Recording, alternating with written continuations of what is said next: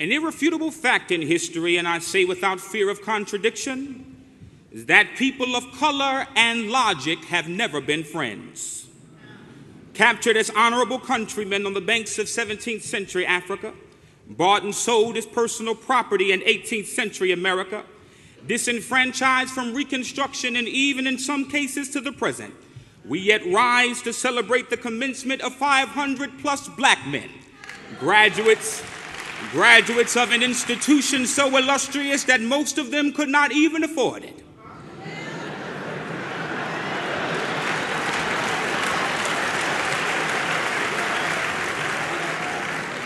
I say again that people of color and logic have never been friends. Logic does not like us. Logic is our arch enemy and our arch nemesis. Logic tried to write our history but found itself in court being sued by the writers of the resurrection for copyright infringement.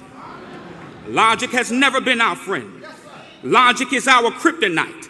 Logic is what told the slave to take comfort in his lot. Logic is what told Douglas to not share his narrative with the masses. Logic is what told the boys to not write about the souls of black people. Logic is what told King not to dream. Logic is what told Mays not to rebel. Logic is what told Obama not to hope. Logic is what told Jesus to stay in the grave. But because people of color and logic are not friends, slaves are now free. Kings are still dreaming. Hope is still happening. And resurrections are still amongst us. And I'm so sure that resurrections are amongst us because I'm looking at 500 plus resurrections in the room. Some of you will walk across that stage tomorrow, found your name a time or two on the Office of Financial Aid's purge list resurrection.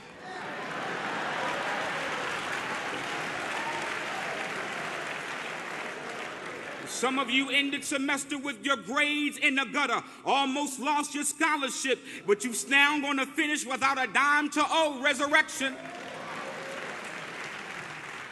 Some of you did not have a meal plan, but you never went to sleep with a hungry belly. Resurrection. Some of you have been here 5, 6, 7, 8, 9, and even some 10 years. And when logic whispered in your ear and said, give up, when logic whispered in your ear and said, it's no longer worth it, your soul responded and said, but I believe.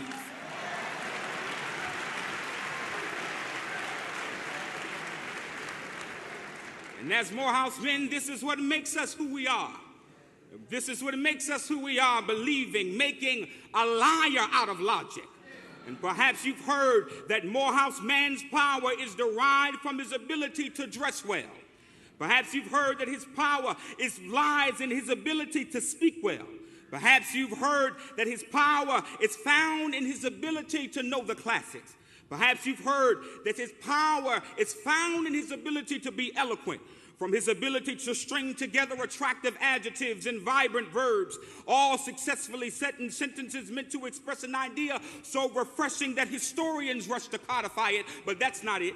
Perhaps you've heard that Morehouse men find our power in our ability to dress well, our ability to cloak ourselves in wonderful, elegant, and refined garments so well that we command the attention of people just by walking in the room and never opening our mouth, but that's not it. Perhaps you've heard that the Morehouse man's power is derived from his knowledge of literature, well-read. Perhaps you've heard that his power derives from his visit of countries near and far, well-traveled. But I stand boldly to tell you, my brothers, my sisters, my friends, that you would be sadly superficial to believe that these things are where the Morehouse man's power lies. These things are manifestations of that power. But the Morehouse man's power is found in his ability to hang his hopes in the mystery of belief. The Morehouse man's power is found in his ability to believe when others refuse. And this is what tells of your testimony. Some in your family did not even want you to come to this school because they said it was too far and too costly, but you believed. Some of you were told to transfer so that your education would be cheaper, but you believed. And because you believed, my brothers, because you believed, your outer garments are ebony and not orange. Because you believed, you did not drop out of high school. because you believe you are not in prison, because you believe you are tomorrow morning will be a Morehouse man. And take courage in this because you are an anomaly's anomaly. Take courage in this because you are in and of itself a scientific method. Take comfort in this because you made the odds odd. Take comfort in this because you all will be the next great generation of men that will change the world. And because you believe, my brothers, because you believe, you now stand to witness the greatest Sunday morning since the resurrection of Christ.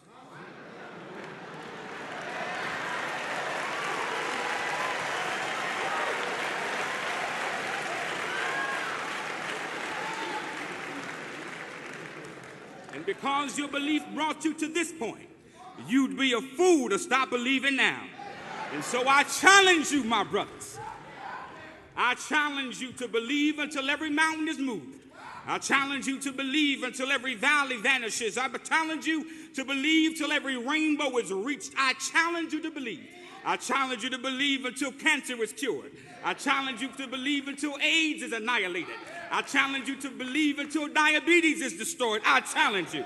I challenge you to believe until homophobia is hindered. I challenge you to believe until sexism is subverted.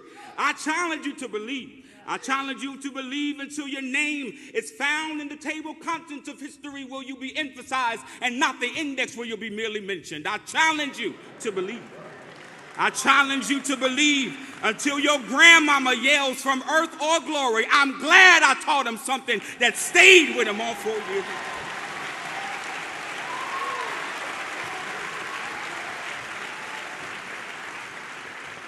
And I challenge you to believe.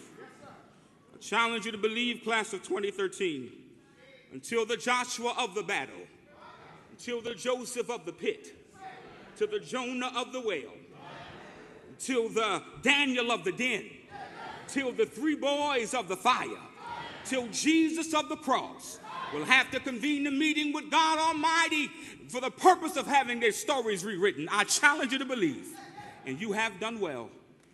You've done so well. You've done so well in music that Mozart have marveled at your compositions. You've done so well. You've done so well in poetry that Homer's stanzas are now lost in the pages of history. You've done well. You've done so well in poetry that Shakespeare now is forced to rise and resurrect his own. You've done well, class of 2013. But your job is not to teach the world how well to dress, read, or travel.